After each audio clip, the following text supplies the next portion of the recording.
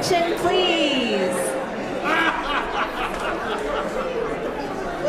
We can try the 1, 2, 3, eyes on me. Do you want to clap?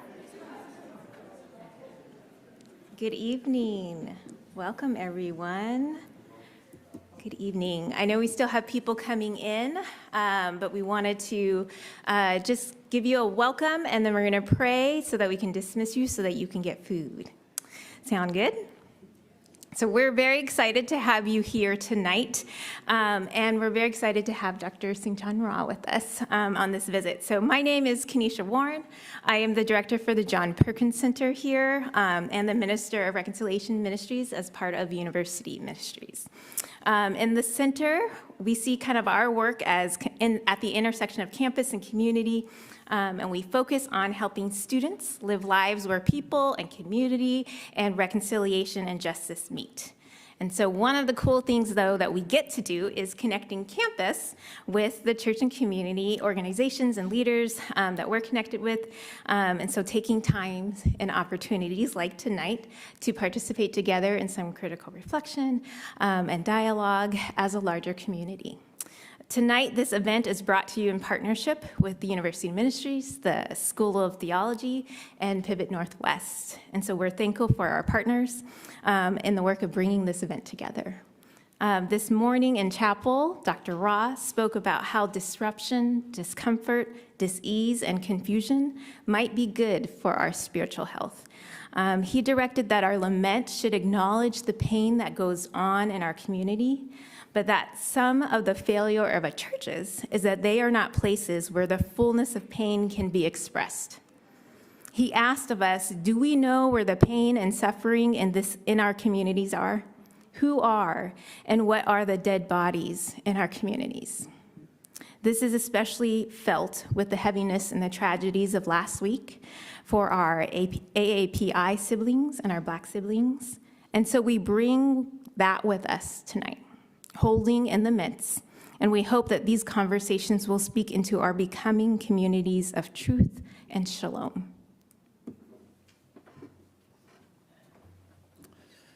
Annyeonghaseyo. Saludos and bienvenidos. Welcome. Let's stand and let's pray.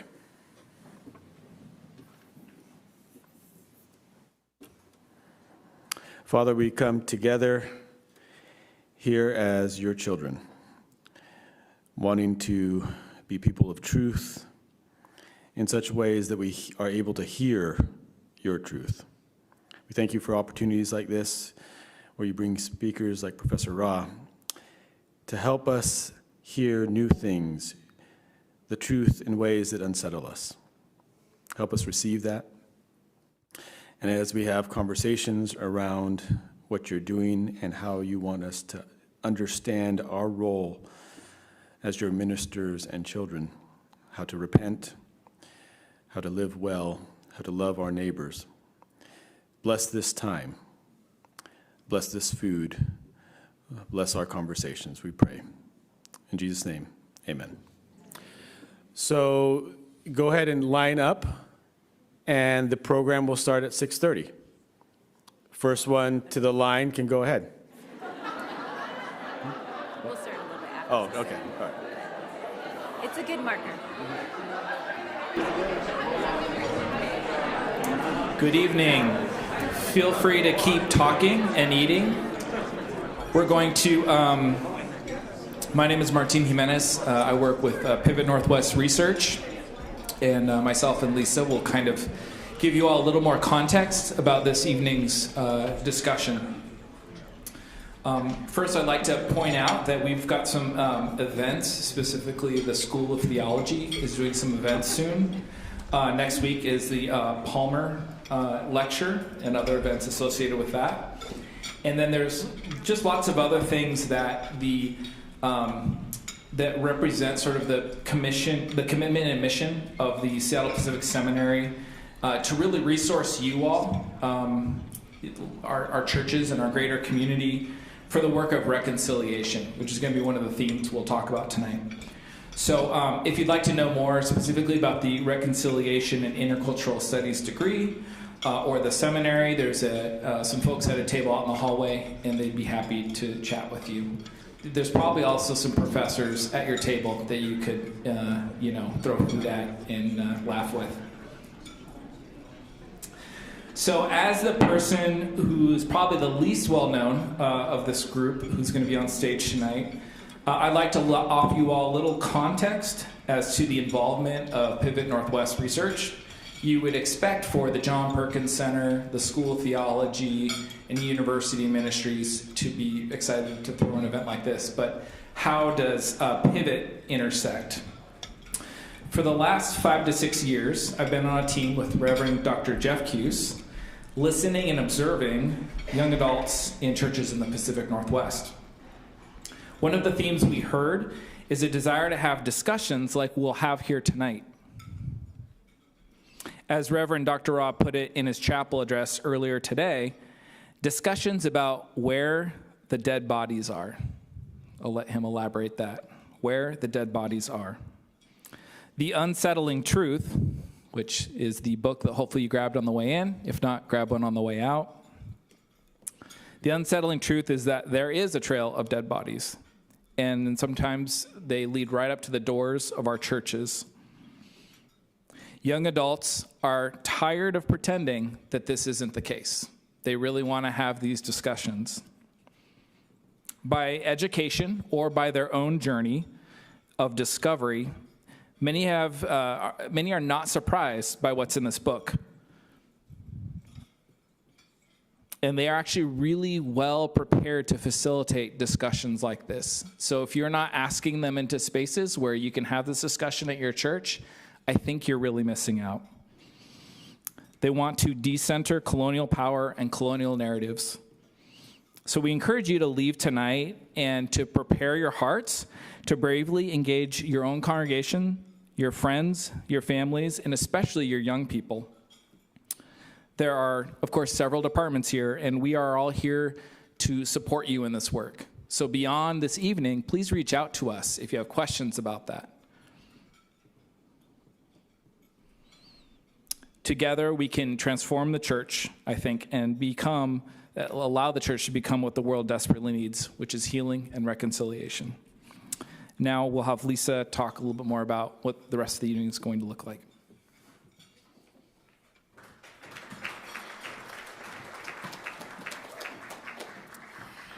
If I haven't had the privilege of meeting you yet, I am Lisa Ishihara, and I get to serve here as a university chaplain at Seattle Pacific. And I'm so grateful that we get to be in this room together, our local church partners, our nonprofit partners, our connections across this area.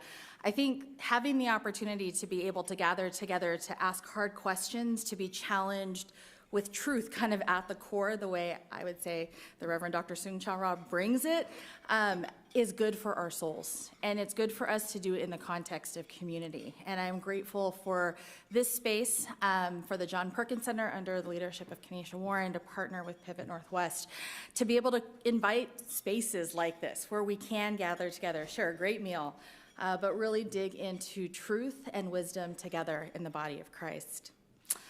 I'm going to give a little preview of where we're going tonight. So first, we'll have the Reverend Dr. Rob provide us with a short address about his book, Unsettling Truths. Then immediately following that, he'll be joined on stage by our panelists, the Reverend Dr. Mosbo, VerHage, and Michael Wan for a conversation. Then at your tables, you're going to have about 10 minutes or so to just have a conversation about what you heard. What stood out to you? Did something leave an impression on you? And do you have a question for the Q&A that we're going to jump into right after that? So we're going to have a great evening of learning together, diving in together, asking good questions together in community. And so one of my prayers is always, God, help us to offer ourselves to you, but also to offer ourselves to one another in this space. So first, I'd like to introduce our panelists so that you know who's going to be up on stage this evening. We're privileged to have the Reverend Dr. Liz Mosbo VerHage, who is pastor, preacher, adjunct professor, and ministry coach who is passionate about building healthy leaders and systems to equip the church to do better. With 20-plus years of leadership in Chicago, Minneapolis, and Seattle, she has focused on developing multi-ethnic teams in local, global, anti-racist work, empowering women and women of color to heal and lead, and reimagining spiritual formation as soul care, a lifestyle of justice and compassion. She holds a PhD in theology and ethics from Garrett Evangelical and Northwestern. She and her husband Peter live in Edmonds, Washington with their tween, teenager, and golden doodle, enjoying Pacific Northwest beaches, mountains, and Thai food together. Reverend Liz is a friend and colleague of the JPC, the John Perkins Center, who was on a panel with us in fall 2021 for the Perkins Fall Lecture Series with the Reverend Dominique Gilliard. So we welcome you back, Reverend Liz.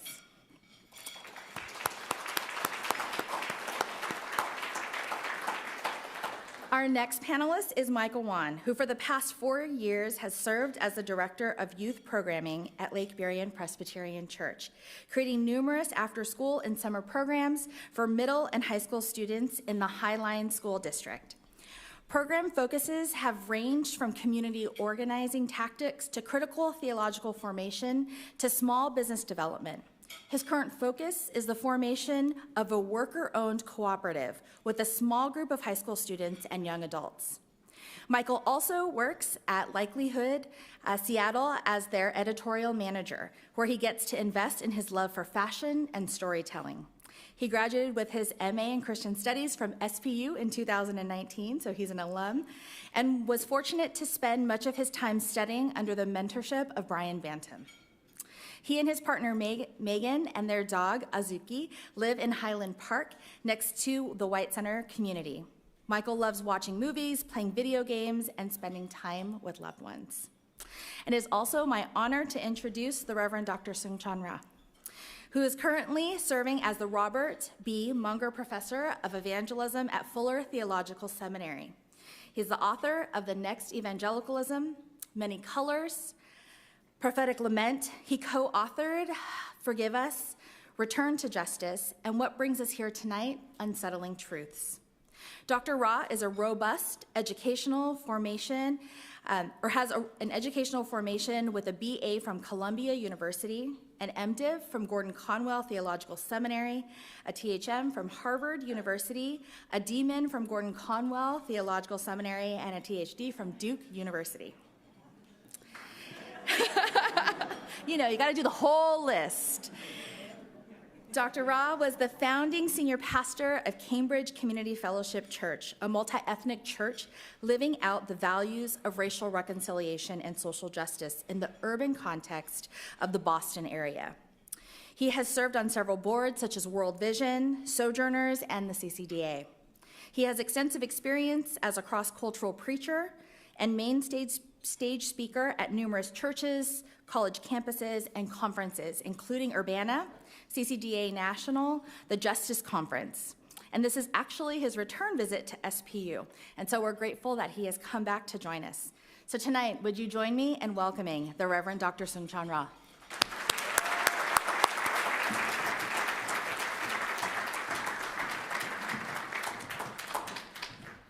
Well, thank you. Just call me Soong-Chan. I'm okay without the formality of that, but I really appreciate the honoring and the chance to be here with you tonight. And I'm thankful for the chance to share on this book. Mark and I, those of you know my co-author Mark and I, we spent, this was Mark's first book. This was my seventh or eighth book.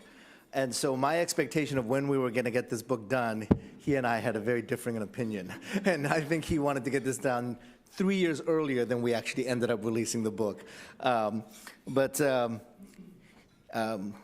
We're thankful for the impact that it's had and the questions and the thinking that it has sparked.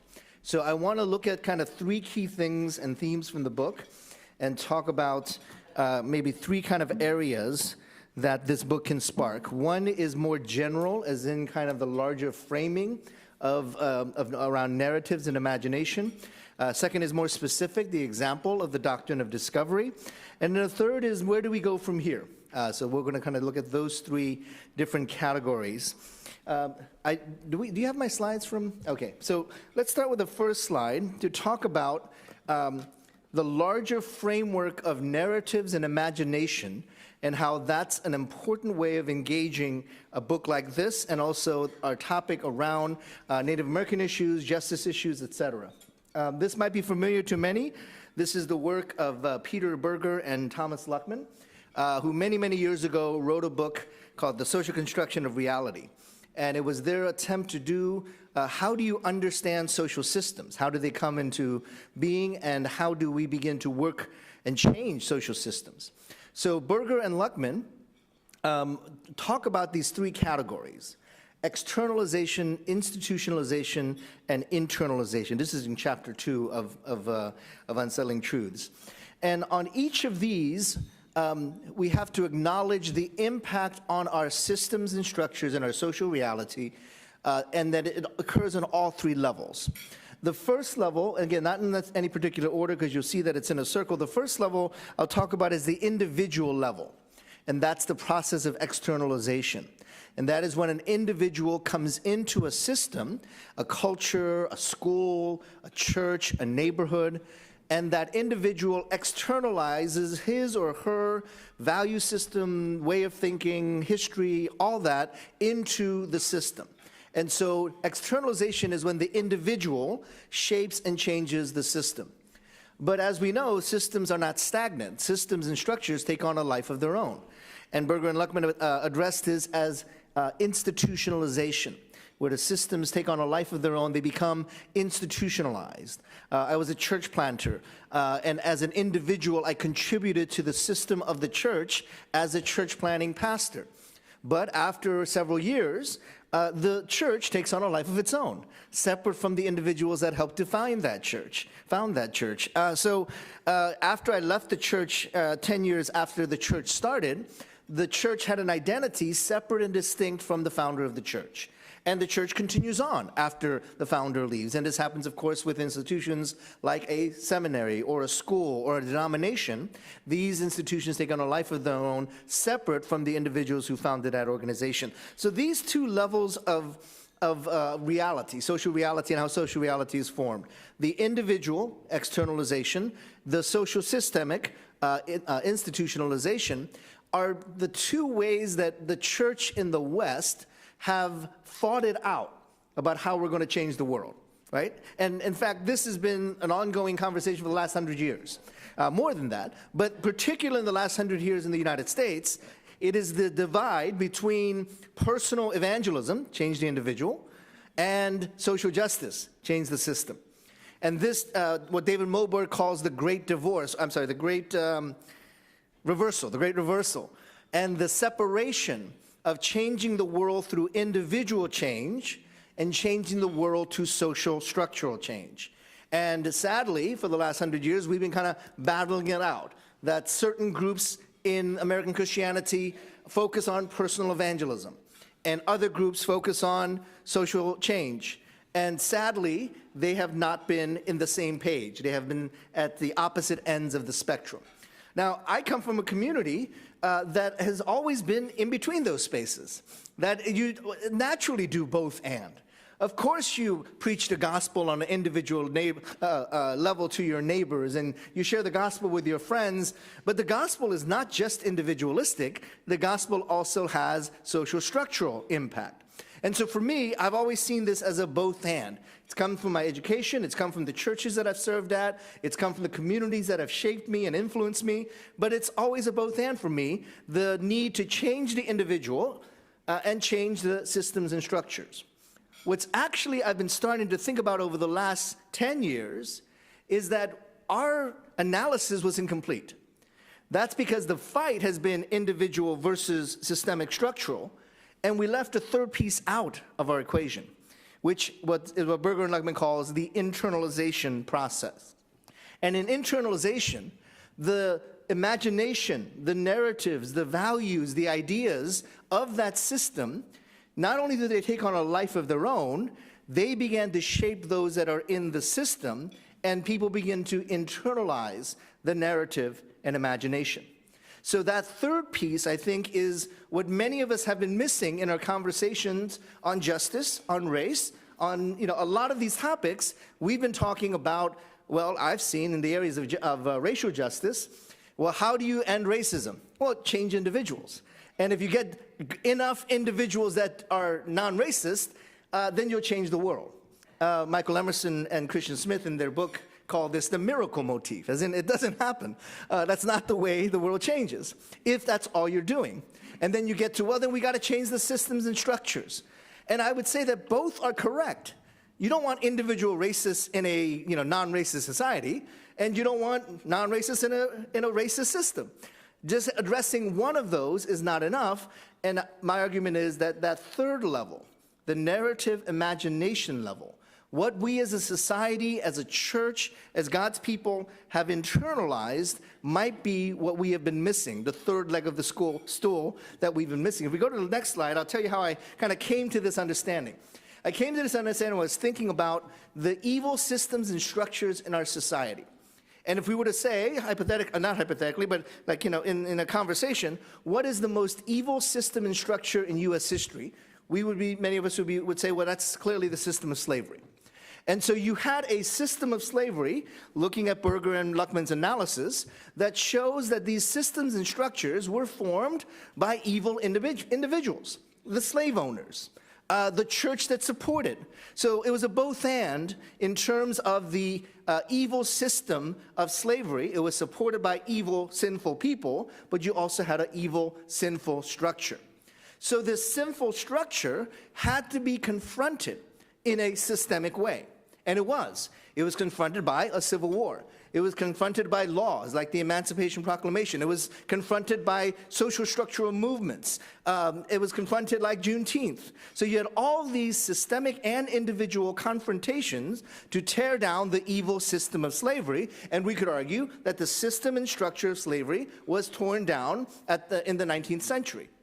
But the problem is that the system reconstituted itself very quickly. It rebuilt itself very quickly, and it was Jim Crow. And Jim Crow was almost as effective as the system of slavery.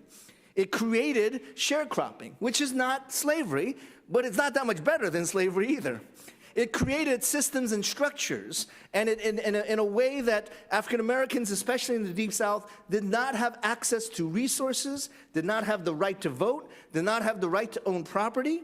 So Jim Crow was almost as effective as slavery. And again, Jim Crow was formed by individuals and by systems and structures.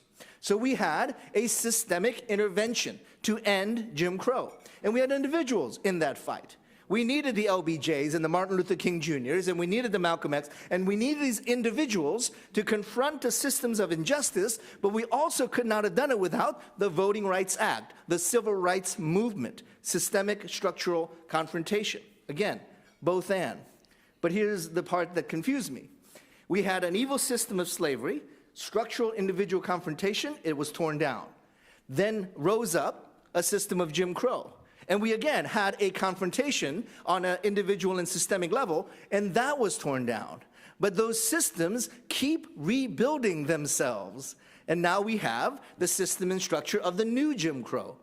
And you could argue that the new Jim Crow is not as bad as the old Jim Crow, but it's also not that much better than the old Jim Crow. So here's some minor examples on this. One would be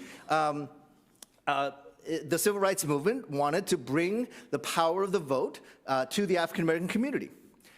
What is the most populous African American community in terms of a district? I gave it away. What's the most populous African American community as a voting district in the United States? Washington, D.C., right? The District of Columbia has the largest percentage of African Americans in that voting district. It fluctuates anywhere from 80 to 85, some as high as 90%. It's probably more in the 80% range. What's their representation in the federal government, last time we checked? None. They have no senators. They have no people in the House of Representatives. They have no representation. And so we have the most populous African-American community without any sense of any possibility at this point of actually having a vote that 5 other states that are small or just as small as the District of Columbia have. Now, that's 10 senators from 5 small, mostly white, overwhelmingly white states with more power than the District of Columbia. So we keep repeating these patterns. Well, okay, well, that's the Washington, D.C., that's a unique situation. Well, what about the second most populous African-American voting district? It happens to be the state of Mississippi. Anywhere from 40 to 45% African-American. They have 6 representatives to the federal government. How many are African-American? 1. 1 out of 6, representing about 3 out of 6. Why? Because you gerrymander, because you have a system of incarceration that incarcerates a large number of black men, and then you also deny the vote to those who are incarcerated. You have voter suppression. And so you have created a system where the black vote is lost in many parts of Mississippi. And so, yes, it's a little better than old Jim Crow, and yeah, it's a little better than slavery, but the more things change, the more things stay the same, and the systems and structures of oppression continue to rebuild themselves. And that's why I'm looking at that third leg of the stool. Because while we tear down the engines of oppression, we keep the fuel lying around. And so when the engine gets rebuilt, we've still got the fuel to fuel that engine. So the engine of slavery is torn down, but you left the fuel of white supremacy. So that when you rebuild that engine in the Jim Crow, the fuel of white supremacy can go in and fuel the engine of Jim Crow. Well, you got to tear down the engine of Jim Crow, but you kept the fuel of white supremacy. So when you build the new Jim Crow, you've got the fuel to fuel the new Jim Crow. Narratives. Imagination is the language of my mentor, Willie Jennings, the idea of an imagination or a narrative. I do want to, if we go to the next slide, I do want to distinguish between the term imagination, narrative, ideology, and worldview. Because oftentimes, and values and metaphors also are in there. But I would separate out imagination and narrative from worldview and ideology. The word worldview and ideology tends to be found in more conservative circles politically. Right? They'll say, you are from that ideology. You do not know how many emails I've gotten that said, you're from that ideology. And usually there's a nice little adjective in front of it. You're a Marxist ideology. You're from the Marxist worldview. And you kind of start lumping everything into these ideological silos or worldview silos. So you could be conservative theologically, which means now you've bought into the conservative worldview, which means now you must be conservative socially, politically, and in all the other areas as well. Or if you are more liberal theologically, then you must also buy into all the others as well. Or in the converse, if you are more liberal on social issues, then you are probably liberal on theological issues. If you're a Marxist on your economic worldview, then you must be a Marxist in your Christian worldview. I have no idea how that works, but apparently I am, based upon all the emails that I've received. So you're getting this kind of perspective of this kind of codification of ideology, conservative, and everything gets lumped there. Liberal, everything gets lumped there. Progressive, everything gets lumped there. And so you're building these silos that essentially fight one another within those silos. And you have to kind of pick a silo, and then that's when you get the culture wars. But if we switch to more the language of narratives and imagination, and that will, I think, hopefully change the way we look at our conversations. It's not to say that I am in this ideology and now I buy everything within that ideological context. It's to say that I've been shaped by narratives and imagination. And so it's not an all or nothing proposition, like I have to give up my faith in order to be accepted in conversations on race. It's to say there are narratival aspects that have shaped the way I think. And one of those narrative imaginations is the doctrine of discovery, which is our second point of the example, the specific way that a narrative and imagination shapes our worldview, our ideologies, but it also shapes our involvement in systems and structures. Obviously, the work that I would reference here would be Willie Jennings' work, The Christian Imagination. There's some really interesting work on imagination by Charles Taylor. Andrew Root does some good Christian retelling of Charles Taylor, which I love his work on that. But the idea of imagination/narrative is that the stories, the metaphors, the way we think about the world has become embedded through our practices and the way we lived in the world, that our reflexes are such It comes out of those narratives and imagination. Think of it this way. My son and I love movies. We go to movies probably once or twice a week. And we watch movies we like old, slow cinema, it's called. It's like old Russian movies and Hungarian films. I have no idea what's going on, but those are the kind of movies we watch. But what's interesting about good acting in movies is that many of the actors use something called method acting. A year and a half in LA, I'm already an expert on movies. So method acting, as some of you know, is like, De Niro does it, Daniel Day-Lewis, Tilda Swinton, all the big name superstar actors do this, and Jared Leto on the side. You get so into these characters that, like apparently De Niro, when he filmed Raging Bull, won an Oscar for that, he actually fought 10 professional fights before he went on set, so that he would actually move like a real boxer. He got so into that character. Daniel Day-Lewis, when he was filming the movie My Left Foot, he refused to leave his wheelchair when he was on set. And he would actually not move. He would have people move him around. So that's the kind of acting where you're so into the character that you embody that character so deeply that when it comes time to improvise, when it comes time to act out of reflexively, your body language, all of that is naturally a part of the narrative and imagination you have physically embodied, the character you have so deeply embedded. That can be a good thing, but it can also be a bad thing.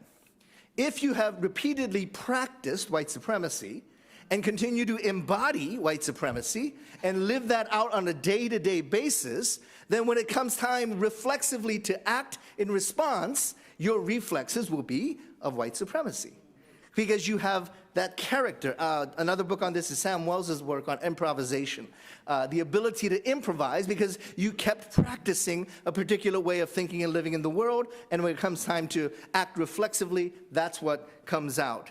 And so I would argue that the narrative and imagination of white supremacy is so profoundly embedded in our culture, it is so deeply internalized that we have come to a point where our reflexes are of white supremacy. And how did this get so deeply embedded? That's when we talk about the doctrine of discovery as one of the earlier imagination threads that shaped Western society. I'll give you two examples. The first is the doctrine of discovery. Some of you know that the background for this is that there was a series of papal bulls in the 1400s, 15th century. The first set of these papal bulls were sent to Portugal, and it was sent to King Alfonso and to his uncle, who was Prince Henry, Henry known as the Navigator. And he's known as the Navigator because he had the ships that went to Africa and was one of the progenitors of the transatlantic slave trade. And so the story is told in actually Willie Jennings' book does one of the best jobs on this, describing that first moment where slaves, African bodies are taken into what will become the slave trade under the leadership of Henry the Navigator. The set of doctrine, the set of papal bulls that were issued, that first set was addressing specifically the work of Alfonso and Henry as they were seeking to expand the Catholic Empire of Portugal. And so the start of the transatlantic slave trade starts with this imagination and narrative that the Pope passes on to the King of Portugal, which is, you are the European body that is genuinely and truly and fully made in the image of God. And when you encounter a Saracen, a Muslim, or when you encounter an African, someone that looks different from you, that person is not made in the image of God, which gives you what? The imagination and narrative to look at a black body as disposable, as a commodity, and you can take that body into your possession and own that body as a slave. Where does that come from? It does not just come out of the air, it comes out of a dysfunctional imagination where the church weaves a theological and sociological imagination that says white bodies are superior to black bodies, and therefore white bodies can treat black bodies in this way. That's the first half of the doctrine of discovery. The second half, the second set of papal bulls, actually are written to the King of Spain. I believe it was in 1493. Why is that significant? What happened in 1492? Columbus sailed the ocean blue. Oh yeah, we learned that in high school. In 1493, a second set of papal bulls are issued by a different pope to the king in Spain, particularly Ferdinand and Isabella, and to their servant, yes, Christopher Columbus. But the idea, the imagination is the same. The way of looking at the world is the same. European bodies are central. European bodies truly possess the image of God. European bodies are blessed, and therefore when you go into the new world and you encounter these non-white bodies, you are a superior body, and therefore those bodies are less important. It is in fact a blank slate. It is in fact an empty land. And so Columbus, this imagination, forms his worldview that says, I have discovered a new world. And as my friend Mark says, how do you discover a world that has 5 million people and 3,000 civilizations? How does that make any sense? If you believe that, by all means, leave your Apple iPods and your laptops, and I will come around and discover them. And they will be mine because I was the first human to lay eyes on those objects. And now I own those objects. And that was the language, that was the imagination, that was the narrative of white supremacy and primacy that allows Columbus to declare, I have discovered a new continent. I'm the first truly human, made in the image of God, to gaze upon this land. That begins to shape the imagination of the colonists. The colonial settlers are steeped in this imagination of white supremacy. And so when we talk about the Declaration of Independence and the Constitution, the language is of white supremacy. The reason why the colonists declared we want to have nothing more to do with King George is because King George is invoking the doctrine of discovery for England and not for us. So we're not allowed to go further and to explore these new lands and discover them for ourselves, and King George is keeping us from doing that. Hence, we need a Declaration of Independence that we also are going to claim the doctrine of discovery. And you begin to see these narratives, this imagination, become a part of the thinking, the way of thinking of the Western, particularly North American mind. The other thread on this is the myth of the Anglo-Saxon. And yes, the Anglo-Saxon people are a myth. Remember that Simpson episode? There's a scene where there's a person who's saying, tell us about your background. And he says, well, I come from the time when the Anglos met the Saxons. Oh, you mean when white wet bread? That was the line from The Simpsons. So there's this mythology that develops around the Anglo-Saxon people group. And there is a kind of an implicit assumption of superiority. This is the work of Kelly Brown Douglas in her work Stand Your Ground. And she quotes the Roman historian Tacitus in his book Germania. And the Roman historian goes to the so-called barbarian tribes of Northern Europe and Western Europe, but particularly Northern Europe, the Germanic tribes. And the German historian notes that they are a distinct unmixed race with fierce blue eyes, red hair, huge frames. So he's describing physically genetic characteristics for these northern Germanic tribes. But then he goes into something a little bit different, and this is where it shifts. These people have a peculiar respect for individual rights. If we can go to the next slide, it's in like the next slide after that.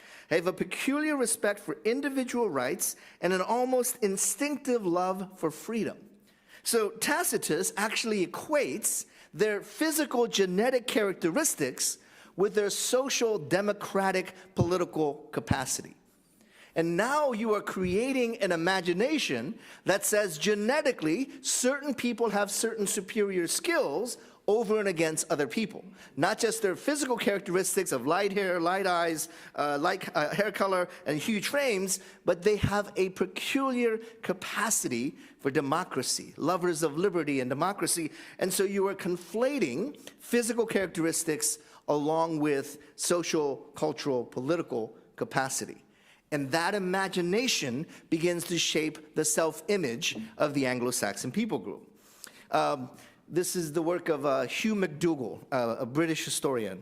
What else would you be if you were named Hugh McDougall? He's a British historian named Hugh McDougall, and he writes about the desire of the British people to have a mythology.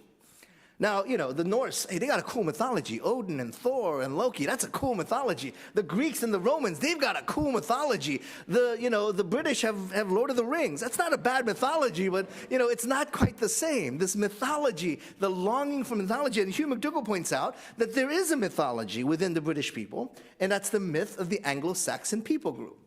And that when the Anglos met the Saxons, the Anglos of the British Isles met the Saxons of the northern Germanic tribe, they came together to form this super race. And they are pure in their physical characteristics, hence the description given by Tacitus. They are also pure in their desire for freedom and liberty and their capacity for democracy. So that purity must be preserved. And not only must be preserved in terms of the people, but also that purity also becomes a part of their religion. And in fact, a people began to identify as not only preserving the purity in their religion, but actually the purity of their people. And that becomes conflated with not only do we have the capacity to know the right religion using our intellect, but we also have the capacity to govern ourselves well and to become the democratic leaders of the free world. And that language gets conflated, and that's when you see those who come across the ocean seeing themselves as the promised people going into a promised land and claiming this blank slate. That's all narrative and imagination. That's all the exceptionalistic, triumphalistic narrative that becomes a part of the way we have viewed our world. So how then do we deal with this kind of fuel? Because that fuel will keep finding engines. I hope we can tear down the system of New Jim Crow. I hope it happens soon, because I've seen friends just completely damaged by the New Jim Crow system. So I hope we can be able to tear that down. But if we don't deal with the fuel that fueled all these systems before, that engine will rebuild itself again. That's the question of how do we change the narrative. So our third point is the practicality of it. If we go to the last slide, this comes from my work in systems thinking, which says that if you have momentum in one direction, you cannot change that momentum so simply. Think of it this way. You're on a hill, and there's a lot of hills here in Seattle. You're on the top of a hill, and there's a huge, empty, hollowed out John Deere tractor trailer tire.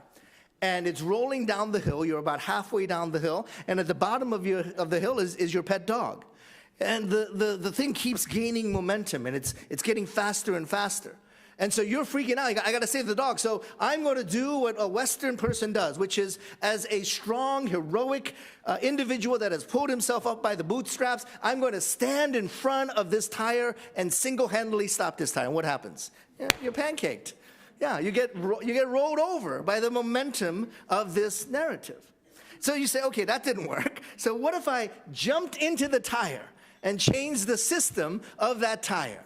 And I will work within the system to change the system, but what inevitably happens there? You get stuck in the system, and you now get adding more weight and more momentum to the very system you thought you were going to change. So you try the individual heroic way of change. You try the systemic and structural way of change. Systems thinking says not only do you need to confront the narrative, you do it with counter narratives. You can't beat a narrative with more of the same narrative. The example that I've often used is the Red campaign. We got the Super Bowl coming up in 2 weeks. And do you remember many years ago when the Super Bowl, the commercials were a big deal? At the height of that, there was a commercial that launched a campaign, the Red campaign.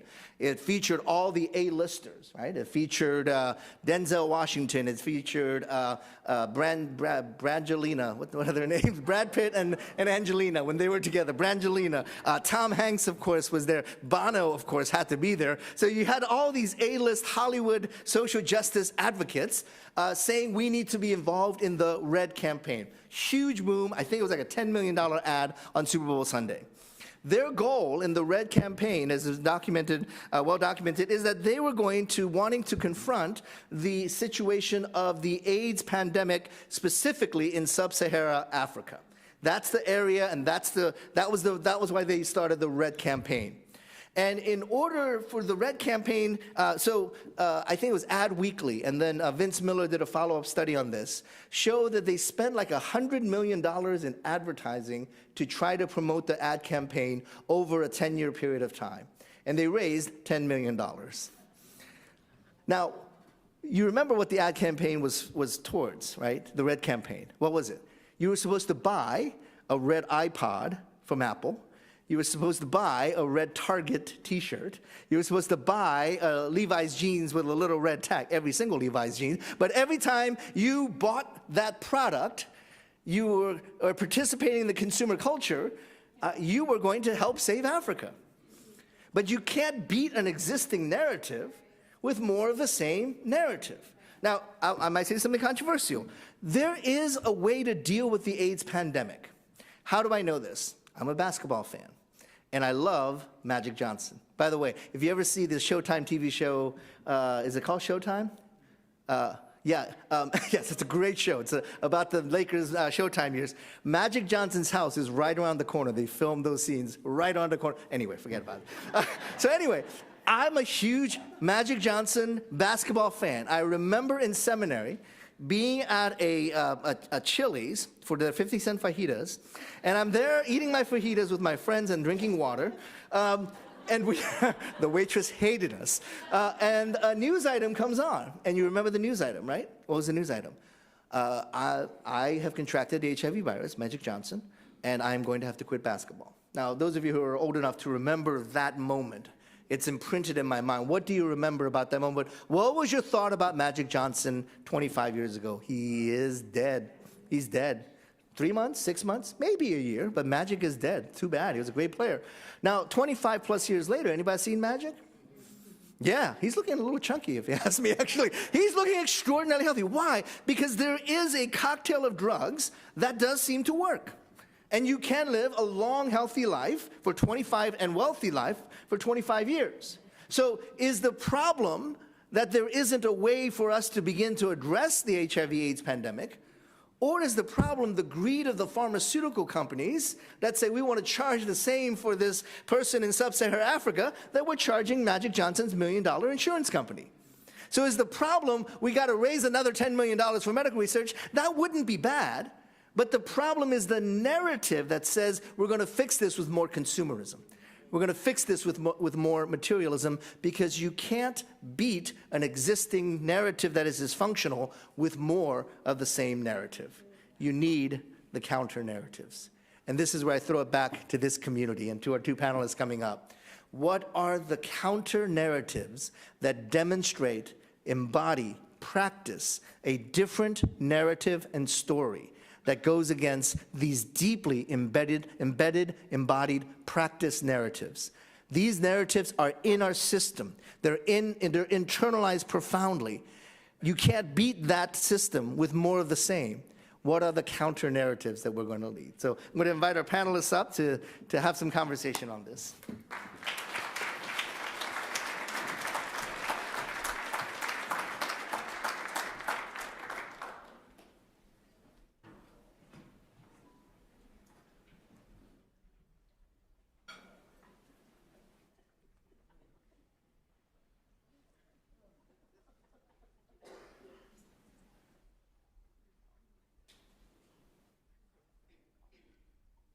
I feel like we've covered all the hot button topics.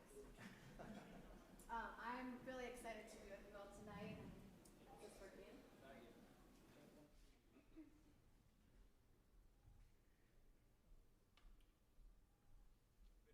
Troubleshooting beforehand. Okay, there we go. This one's working. Can you try yours?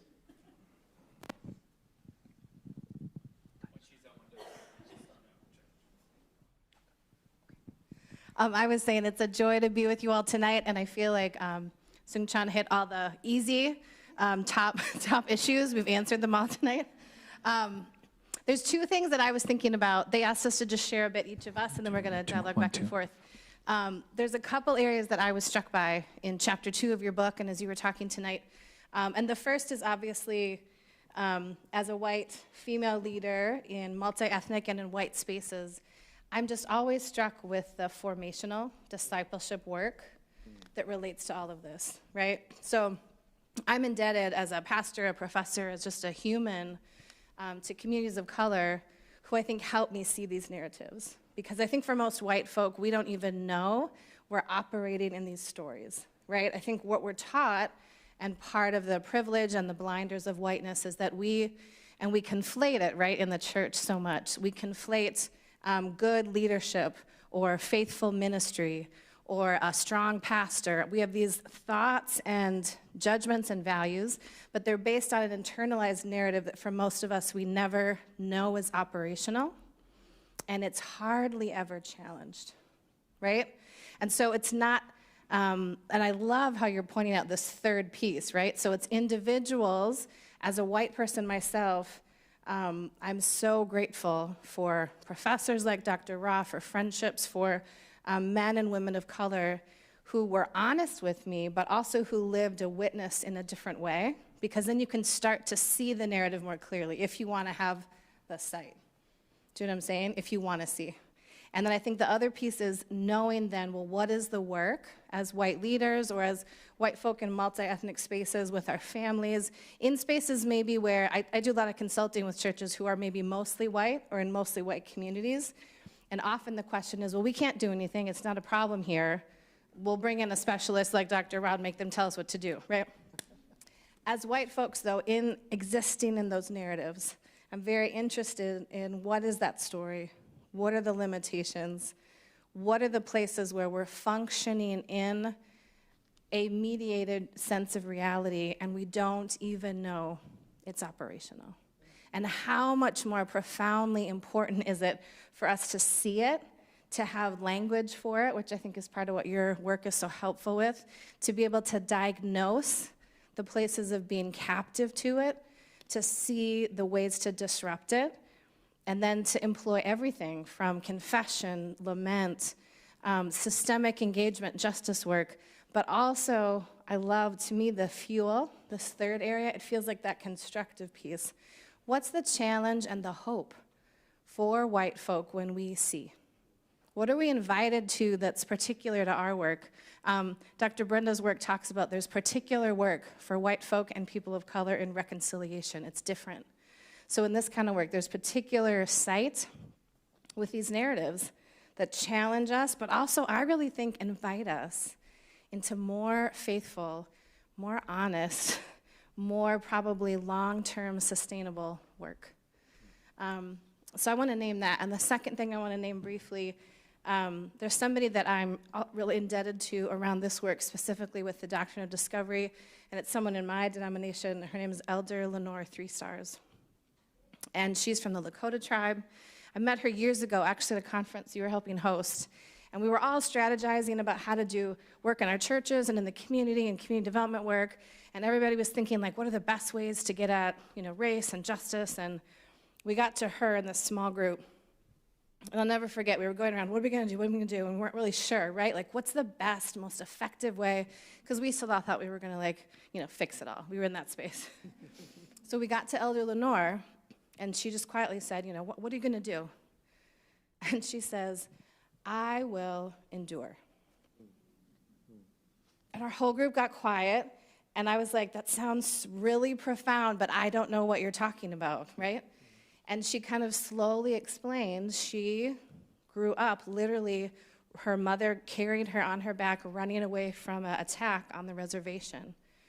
And her mother didn't make it, and her grandmother, and she went through a story of her people and her places and her history and literally surviving genocide and attempts on her life in this land, in these spaces, out of a narrative that she was subject to, right? And so her witness, her testimony, it shifted our whole group, but also learning and sitting under a Native Indigenous woman who embodied that truth. How is Elder Lenore doing justice in our world? She's enduring. She's not just surviving, she's thriving. And, she leads and she does strategic work and all of it. But the witness to me there was also kind of a smack. It was a counter to the narrative that I didn't even know had been translated down through whiteness, through effectiveness, through individualism, right?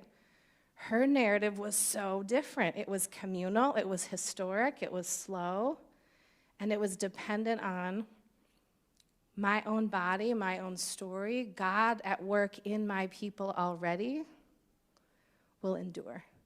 So I'm just really interested in how we depend on especially women of color, Native Indigenous women, who show and live and do so much work just in their thriving and in their enduring that we get to follow.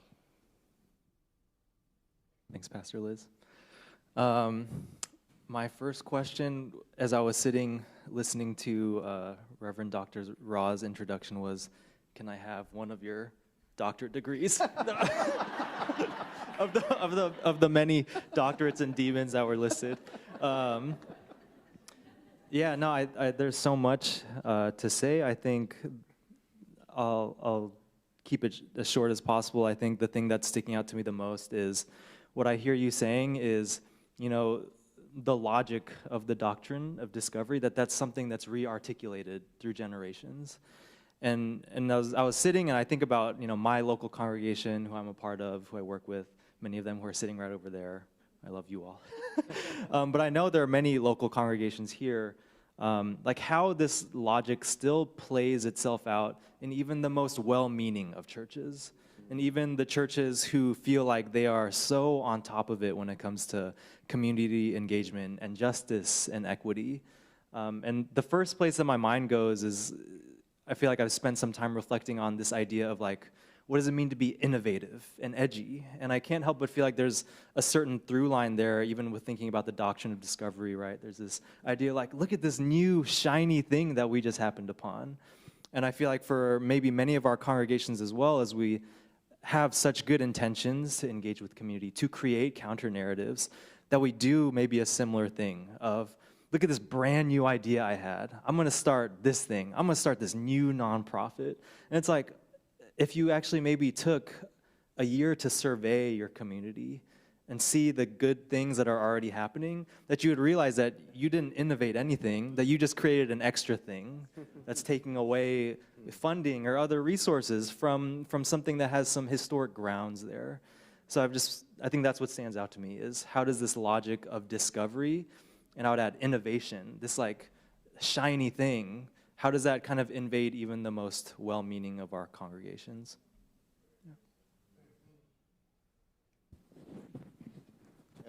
Just to affirm, and then go back to more of the conversation on this. Again, that's where it goes to the imagination, right? I mean, it creates a way of thinking. It's not just, because in and of itself, if you build new systems and structure, that's not bad in and of itself. But if it comes from a diseased imagination, if it comes from a dysfunctional narrative, then the product of that can become dysfunctional because it works its way through the system. So, I mean, the counter narratives. The thing that I would encourage, though, is that I don't want folks to stop trying because of the possibility of that. To continue to try what is different. And if I were to change my career now, I would be a therapist for people of color working at predominantly white institutions who need therapy. I could be a millionaire in overnight, because the number of calls and emails that I get from people of color working predominantly white institutions, I'm doing it for free right now, so I need to get paid for this. But I keep hearing the same narrative over and over again. Like, how many young African-American pastors called me and said, my pastor was finally going to let me preach on Sunday. It was in Black History Month, and I was going to be able to finally preach, and I was allowed to, set up the worship. And then it was like, oh, that's great. Yeah, call me about 2 weeks before and let me know what's going on. 2 weeks before, I can't believe it. He pulled the plug, and we're not going to have that special worship service on Black History Month, and I won't be preaching at the church. So, those are kind of the narratives that I keep hearing of folks kind of living into that. And then there's this frustration. I call it the magic minority syndrome, and that's when minority faculty or people of color who are on in these positions, not the leadership position, but in these, and you have to magically do things that nobody else can do. But as a person of color, you will magically conjure up more minorities simply by your presence. You will magically conjure up a new culture because you are that person who is the magic minority, and so that you end up buying into the narrative, whether you want to or not. And so oftentimes they'll say, well, what can you do to demonstrate the gospel in ways that are unexpected? And sometimes it's, you know what, maybe I don't need to preach that one sermon a year because people are going to forget that very quick. But what if I were to start a small group of just 10 folks who are interested in these kind of topics? And it became the coolest small group at our church. Everybody was vying to get into this small group because we had the most fun, we were the most diverse, it was the party group, all the good things. And what if that counter-narrative became a part of the new culture that you're trying to form? So, I mean, you know, like you say, we don't have to, you know, get a $1 million grant from Lilly. Not that anybody does that, but you don't have to get a $1 million grant from Lilly to actually start something. Yeah, we can do it on a scale. We can be those who walk alongside Lenore and say, hey, what does that endurance look like? And there may be different ways that counter, and I think the church is creative enough to begin to kind of think through what the counter narratives can look like. Yeah, I think about like if after this evening, you know, like I feel like something that we are consistently challenged in our congregation at Lake Burien is to be good listeners of our community, to be good stewards of space on the block that we occupy. And yeah, like how does imagination change? I feel like imagination changes when you hear stories and when you enter into meaningful relationships with people. I think imagination, like there's a chance that your imagination can maybe be sustainably changed through like a really life-changing like talk that you listen to or a lecture or a sermon. But I think long-term it's like churches aren't good at listening. Like that's just the thing. And I think how do we challenge ourselves to become good listeners? And that feels so simple, but I feel like that's a really tough challenge. And can our imaginations be shaped, reshaped by voices that we don't typically allow to speak in our church? People who don't come to our church, people who aren't members, but people who live on the same block as us. Well, and I'm wondering, I think part of what you always bring into even a critique of how we shouldn't fall into these old narratives is still that hope for we can do this differently. And even sort of that creativity or that trust in each other to try it differently. And I'm thinking of churches or schools or even like, you know, the house church idea that kind of post-COVID, I think more and more people, the question of if people are going to come back every Sunday to church is still unanswered, right? Or does the average person now come once a month or, you know, not come? I think some of those, like, it could be creative. It could also just be maybe more rooted in a different narrative. So I understand maybe the concerns or just the questions a lot of us have, like where are people, are they showing up, are we embodying their faith, right? But I'm wondering, like, if you've seen spaces or maybe just even how either of you have seen, like, what does that new narrative look like and what does it taste like? And even in like spaces where I know a lot of these folks come from, I find that often, even the times that we're like, ooh, limitation, or oh, that's not what I thought, or the way it used to work, it didn't. Sometimes, right, that disruption opens the space for the new narrative to get more oxygen and flourish. So I think it's challenging and really interesting. So I don't know if I'm thinking of, you know, smaller spaces or creative spaces, or not that institutions are always the problem, but it just doesn't, it feels like a different season to me of where are people actually drawn to living real life, right? And like the reason folks are leaving their jobs, they're leaving things they used to kind of do in a certain rhythm. And I feel like it's maybe partly the Spirit, like moving and reminding people to go in a new direction. So I don't know, like, have you seen this work or what the new narratives could look like and feel like? Or like, what do you teach in your classes to people when you're like, do this a different way? Well, so the reason I became a professor is so that I don't have to do this. I just write about it. No. But that's the rubber meets the road question, right? What does that actually look like? So I've tried to think of it in kind of two ways. One, I've been really kind of obsessed. This comes from my former dean, Linda Cannell, who used to talk about a community of scholars. What is the role of a community of scholars in the church? And there's a unique calling for the community of scholars. And academic institutions like SBU, Fuller, those are where the community of scholars gather. And so I feel like we're wasting that resource because you're literally spending millions and millions of dollars to gather scholars together. And then, we never talk to each other. So it goes back to community. What does it mean to form a community that actually begins to kind of encourage each other? So, I joke about this. I have often, if you're in town in LA, let me know, because I like to do KB nights for out-of-town guests. KB stands for Korean Barbecue and Kentucky Bourbon. Kentucky Brown Water. But it's an opportunity for just folks to kind of talk about, Dom was in town, and we had a great conversation with Dom. Jamar Tisby was in town. We had a great conversation with Jamar. And it's just an opportunity to, hear what folks are thinking about. Because, again, we spend millions of dollars in buildings and offices to create a space where scholars can be in the same space, and yet we don't create a community of scholars.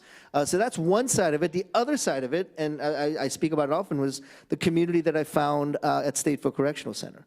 And in that, I am not in control. I am not the expert in the room. I am not the host. I'm in a prison facility. I have literally had all the things that give me power stripped away. My laptop, my phone, my ID, all that stuff has been taken out of my hands. And that kind of community is absolutely essential for me to say, okay, there are spaces that I walk into in a place like prison where I'm not the one in charge. I'm not the tenured faculty professor with all the right answers. I'm actually in a community. So I would say, where are the places where you can think creatively, holistically, and just kind of be the person that's kind of innovating, but also where are the places where you are just walking alongside those who are enduring? I think if we have both of those kind of spaces, that's where some of the work can be done. I love that you mentioned when you were speaking how younger folks, whether that be, or I think someone mentioned it in the beginning, right? Like young adults, younger people, youth are really equipped to engage in these conversations already.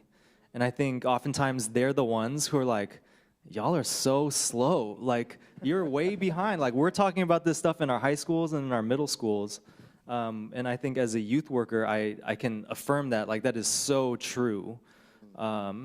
That as we talk about, like, what's the new way that we can do church, that young people have all of these, like, bubbling ideas already. So I'm wondering, for you in your work, like, how you've seen young people interact with these ideas, that be, like, connections to your family or through work. Yeah, like, what does that look like? So I am so social media incompetent. So my Instagram feed is I write things on pieces of paper, I take pictures of it, and I post it. That's my Instagram feed, literally handwritten notes to myself that I put on Instagram. But I got on Instagram because my daughter was on Instagram. She's 22. She just recently graduated from Pepperdine. So she gets that culture in a way that I could never get. And as I started following on Instagram, and then her friends, I started following and they started following. And they are telling incredible stories and narratives through that medium. My son does more Twitter because he doesn't like photos, but he does more Twitter. And it's like interesting how they are able to weave these narratives and it becomes a part of the culture in a totally different way than I'm used to. Again, my incompetence in that is that I don't think I'll ever be competent in that, honestly, because it's not in the water that I've drunk, it's not in the air that I breathe.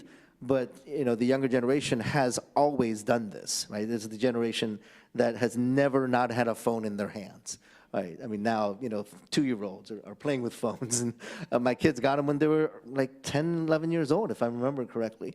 So this is part of their social reality.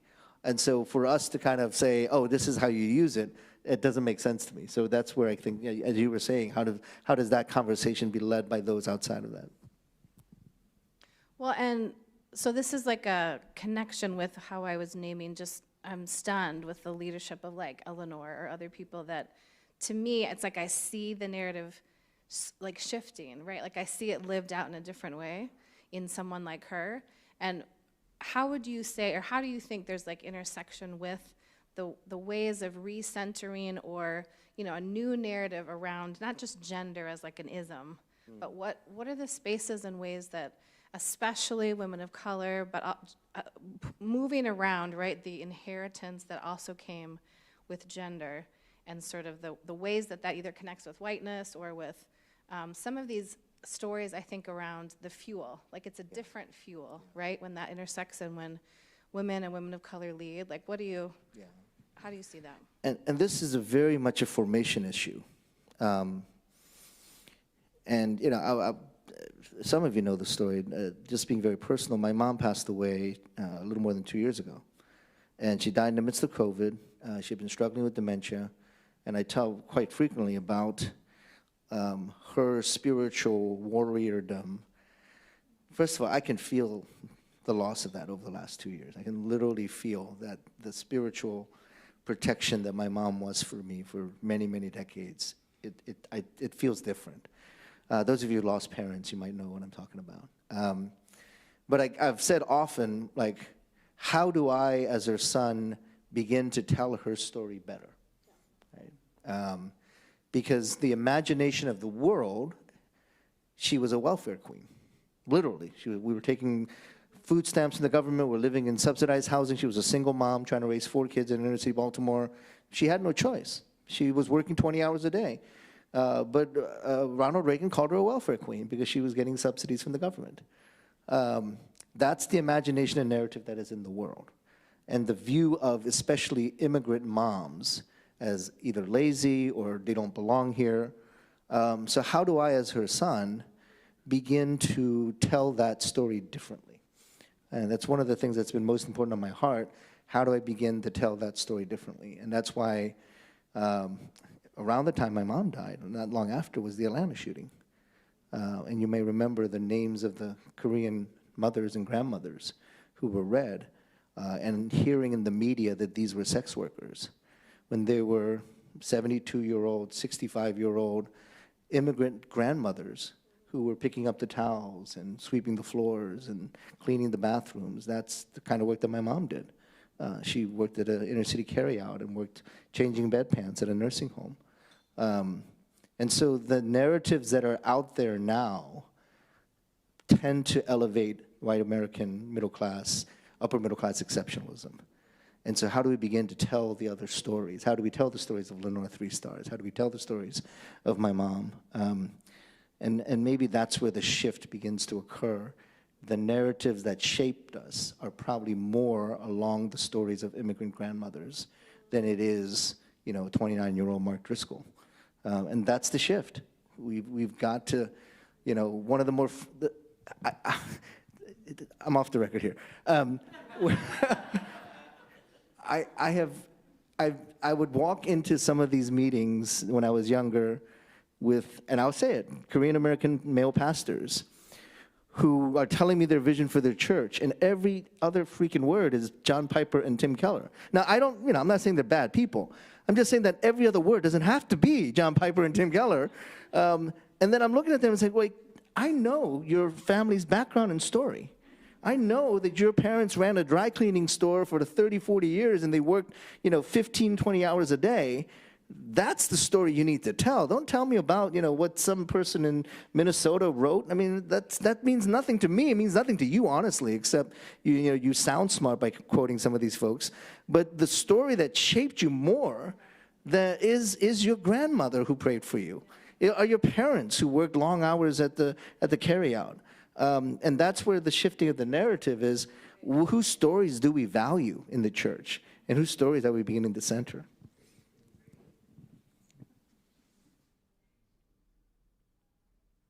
Kenesha, how are we on time? One more? One? I'm wondering if you could speak to, like, at our table, there's conversations about organizations and people who are doing work. An example of that is like Real Rent Duwamish.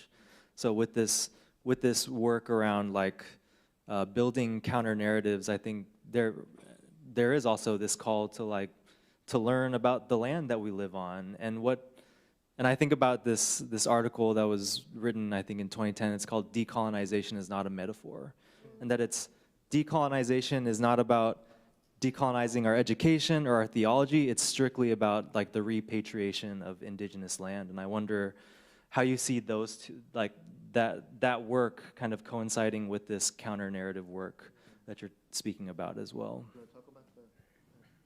Oh, we just talked briefly about, if you don't know this organization, Real Rent Duwamish is a way to go online and calculate if you were to actually help repair and pay toward the land that we are physically inhabiting throughout the Seattle area. Churches can do this, schools can do it, home owners can do this, and it's a small way to actually pay into the Duwamish Tribal Services actual money, saying we recognize and acknowledge that we are occupying land. You are still here, right? It's a way to acknowledge Native and Indigenous people are not gone. It's just they've been moved. So that's just one kind of specific way to pay toward acknowledging and seeing. And then you can have great conversations, right? As a family, as a church, as a school. Why are we paying rent? Why are we actually putting our money where our mouth is toward Native people still here? Why should we give toward something because of land that we got the privilege to live on? So that's Real Rent Duwamish. If you Google it, look them up. So when I was co-writing with Mark, and Mark still remains one of my closest friends, I would ask questions like this. It's like, okay, we're writing this book together, and the Asian guilt and shame in me keeps rising up every word that I write, because I said he wrote the melody and I was the doo-wop guy in the background, and so as I'm kind of working through the writing of this text, I'm like convicted about these very things, and then we would talk offline about some of the material that didn't get in the book about what does that look like for communities to actually respond, and he would talk about going to Standing Rock, and all of these statements were made about the doctrine of discovery at Standing Rock by kind of denominational officials and kind of key Christian leaders disavowing the doctrine of discovery. And then Mark would say, when I talked to them though, it was a photo op, because they would say the right thing, saying, all right, we as a denomination XYZ, we disavow the doctrine of discovery. And then you would go up and say, okay, now what does that mean in real dollars of how that's going to actually change the Native community? So to me, it's like, okay, I don't know what that looks like. I really don't. But if we are exploiting, and some of my Native friends are now like questioning some of the protocol of like, people use this now, the kind of the land acknowledgement ceremony. I'm not saying don't do it, but many are saying you're kind of throwing it out there as if it's some kind of like ritual that cleanses you because you've said those words, right? And what might be more than simply saying this land is such and such community and we acknowledge that, is actually to follow up with like, okay, what does that mean? Where are the communities that once were the stewards of this land and are no more? So I think that's the big shift of like, we're in the early stages in some sense of people actually finding out about the doctrine of discovery, finding out about these narratives. Now, what do those counter narratives actually look like in the church? We have had a slew of denominations disavow the doctrine of discovery. I think the Lutherans did it, the Episcopalians have done it, the Covenant did this a few years ago. So this is happening, but then now we've got to talk about, okay, once we've made these pronouncements, what follows up? What follows through? I know in our denomination, the Covenant, folks, Covenants, there was talk about, and I can't believe I'm throwing my denomination under the bus here, but there was talk about, there was at one point, there was gold that was taken from Native tribes in Alaska. Is that, yeah, right? Yeah, and it was like, that helped to build the denomination to where it is right now. Like all the buildings in Chicago that the Covenant owns, the seminary, the university, was all from stolen natural resources from the Native Alaskan community. So, all right, if we disavow it, then We got that. There's got to be some teeth to that, and that's like, okay, now let's actually talk about what that looks like. To go down that path, to say, okay, just the what's the word? Just the interest alone would be a lot more than we can afford right now. But let's have those conversations.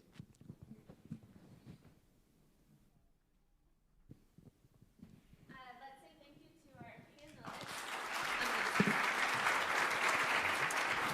Yeah, I'm Taylor Greer, and I'm the director of the Ministry of Racial Justice and Reconciliation at Bethany Community Church.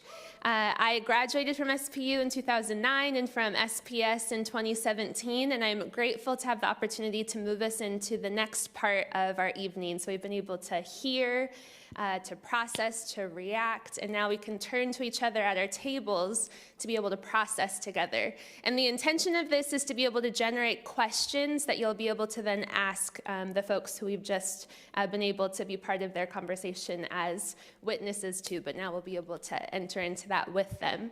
So you're going to have 5 minutes, a generous 5 minutes though, at your tables. So please pay attention to how many people are at your table so that there can be an equitable space of sharing and receiving, so that you can process what did you hear, what do you wonder, and then I'll call you back for then being able to ask questions of the folks on the stage. So go ahead and turn to each other. Maybe even take 30 seconds to just maybe write down some notes for yourself to get some thoughts together and then get started in conversation.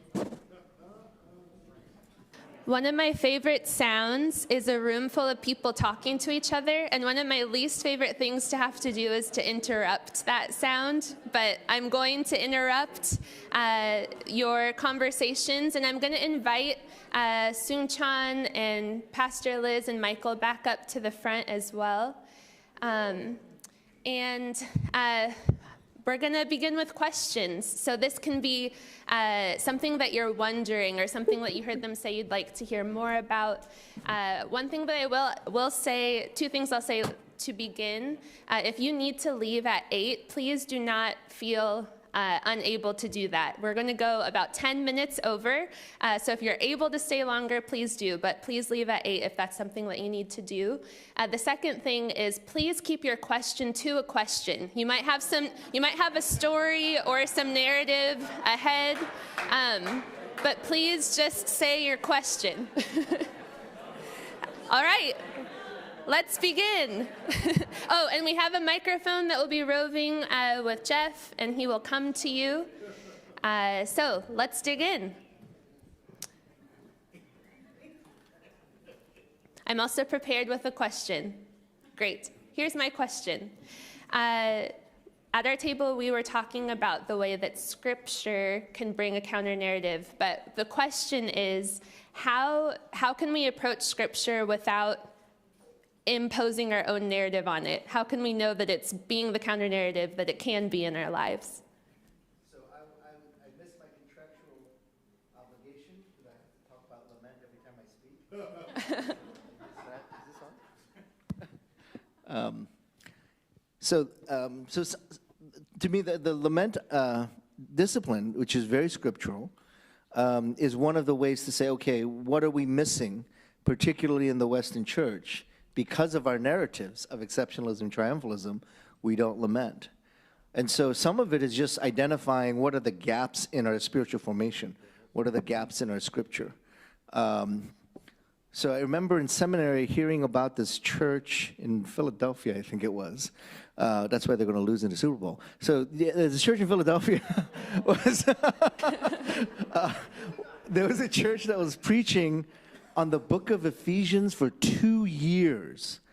And I was like, come on. I would it's like every word is a sermon. I mean, 2 years of the book of, or was it Romans? It was some New Testament. Probably. And that's where okay, at that point, there might be some Old Testament books that has a clearly different style of teaching, like a lament, like the wisdom literature.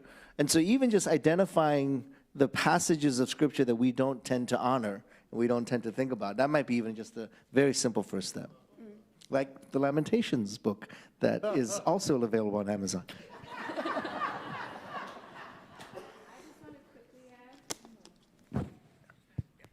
I just want to quickly add that for maybe many of us, the very idea that there's more than one way to read Scripture is itself what to teach. And the idea that our ways of hearing or inheriting or being told or being the expert and what character we locate ourselves in Scripture in could be different. So I think that right there challenges the narrative, especially for kind of white majority have never thought about that before communities. Thank you for all that you have shared up to this point. Especially great insight. My question is hope, and that is, what are ways that we can really begin to grapple with what difference does it make? And I think the Western world prides itself on gaining knowledge and information, getting new insight, but how do we get it into it to the point that it actually does something to shift things that just quickly, it's just a question. So, I'm a preacher.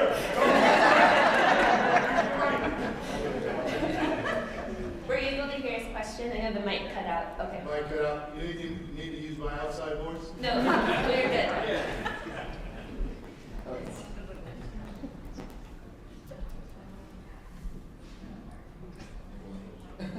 That's a great question. It does come to what we've been talking about, or said earlier, about how do you measure success, and what is the measure of success? And so much of that is shaped and formed by American society and the narratives and imaginations underneath that. And if we were to change those narratives and imagination, if we were to, I hate to kind of focus back on this, but in my mom's passing, a lot of these questions started coming up. Right? Like, what constitutes a good life? What constitutes a successful life? And, the church is clearly bought into the American exceptionalism, triumphalism narrative. And I don't know what it looks like to change that, because I bought into that narrative. That's why I have way too many degrees. Way too many degrees. Why do I need to adopt it? What's wrong with me? And that's where, okay, we bought into those narratives. I talk about, I can't leave evangelicalism, not because I don't want to, it's because my card is laminated and signed in blood. I just bought into this whole thing, and my background, I can't go anywhere else. And so, okay, if that's the reality, then how do I remain faithful in that? How do I, think of new ways to think about what success looks like?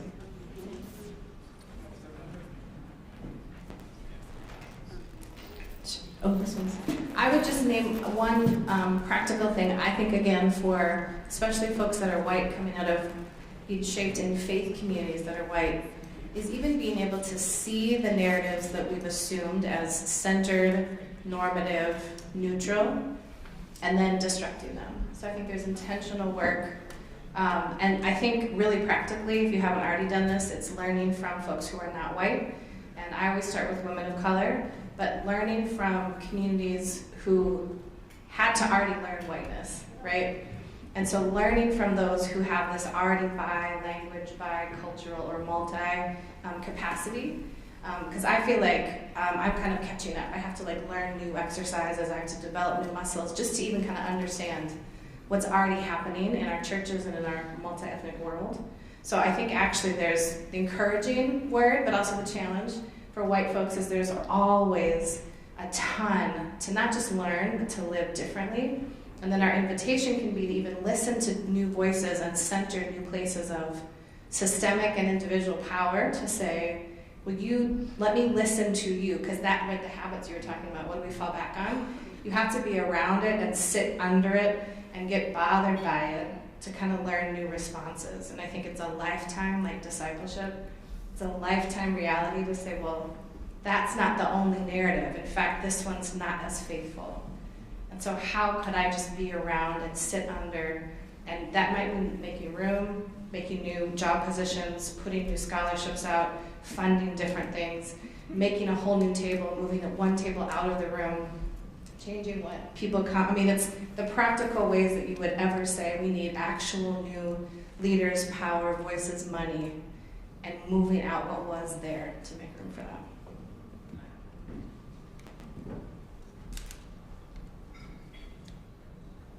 You're gonna be like, he's just the youth worker. Shut up about young people.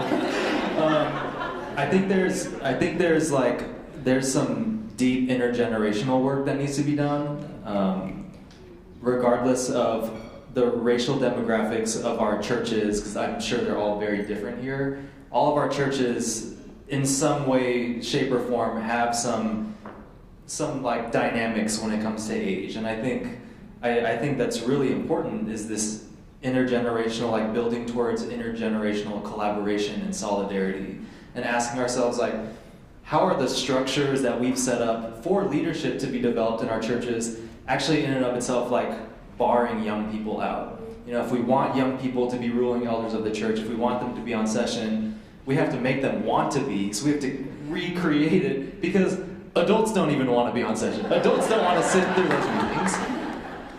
So I think that's where it starts to like, no, we have to really think through a lot of these things. And again, I think young people have all of these things bubbling already. It's all there. And I think all it takes is the time and the willingness to sit and to engage in like thoughtful conversation and to figure out what that even looks like across generational boundaries. Because like most of the time it's awkward, and that takes time to kind of build up that level of trust. So.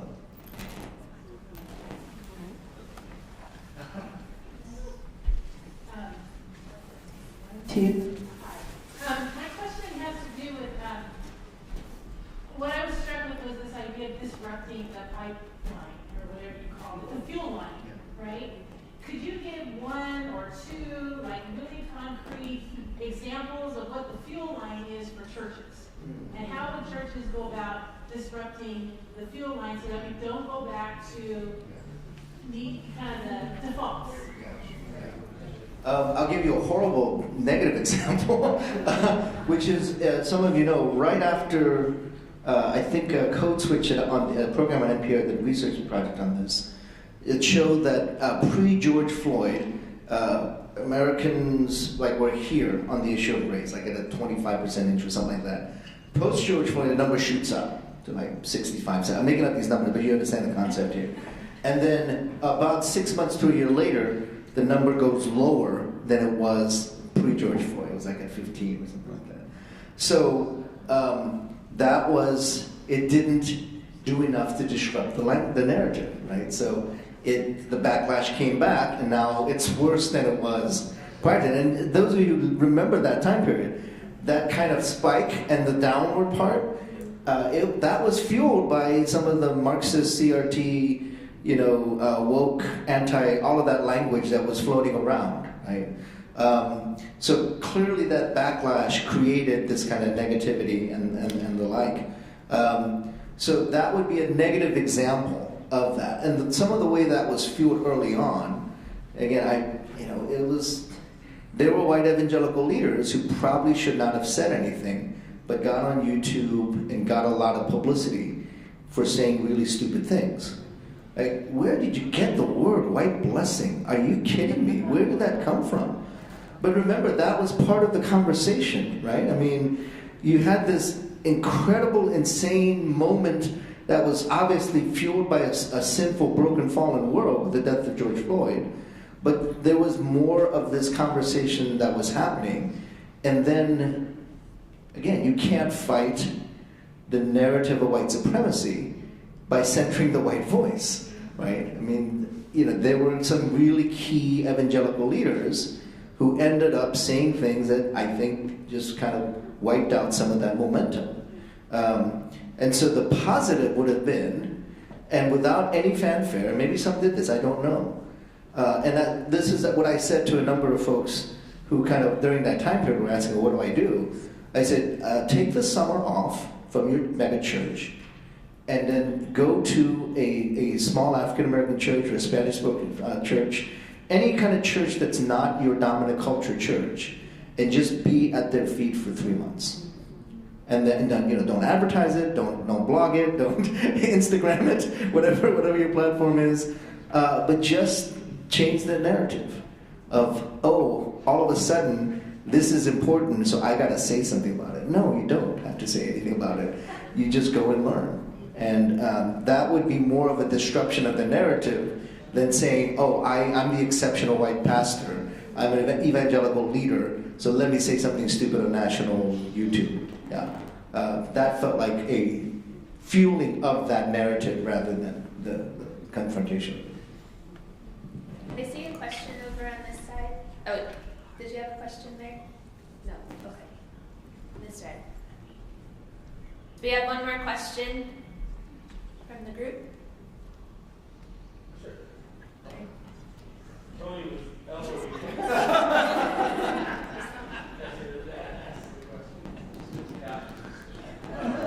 Is this working? All right. So in some ways, I think one of the questions, and it was Taylor's, yours as well, and maybe also this table's, is can the gospel narrative be fuel? Yeah.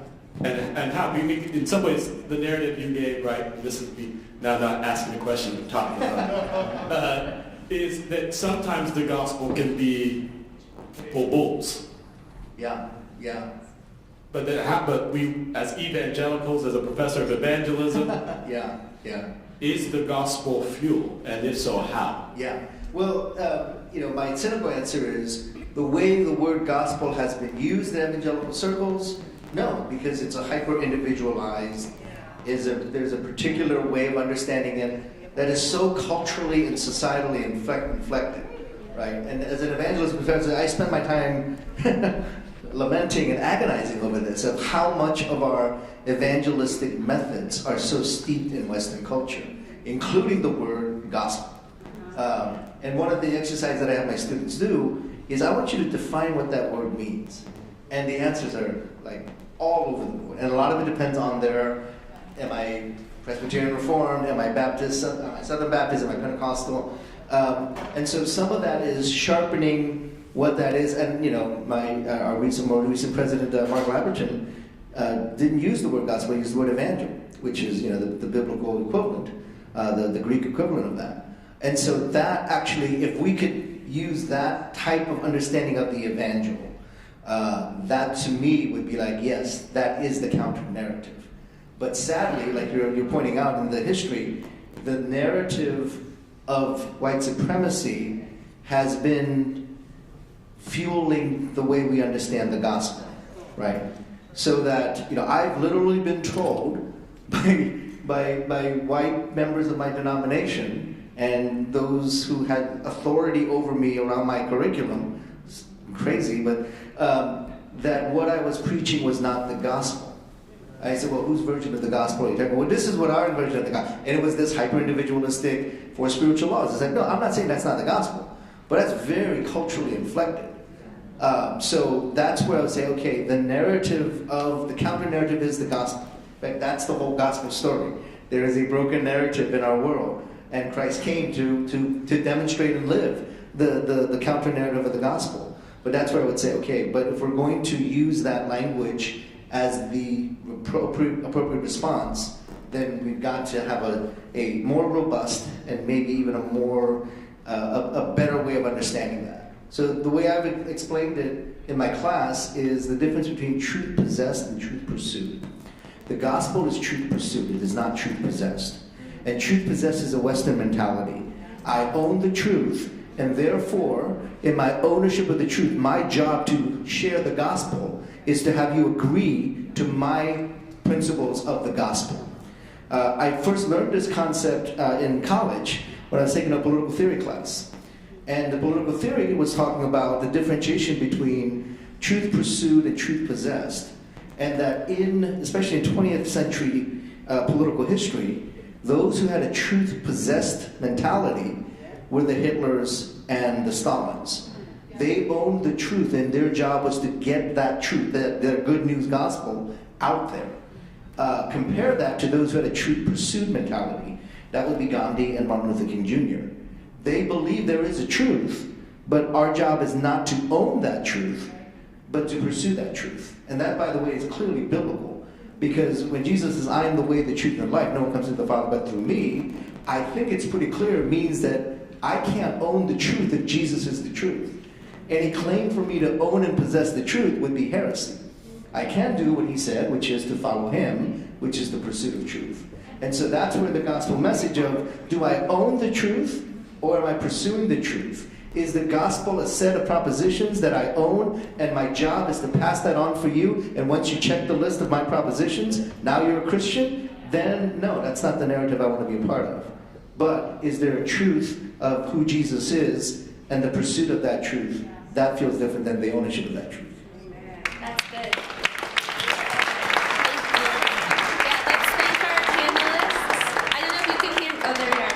Yes, we already clapped, but as Kanisha's coming up to close us, let's thank them again with intention.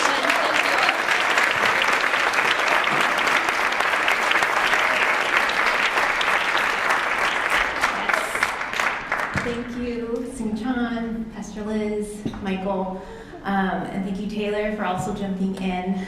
Thank you all for being here. I feel like I get privileged every once in a while to have good friends that could come up and make great conversation.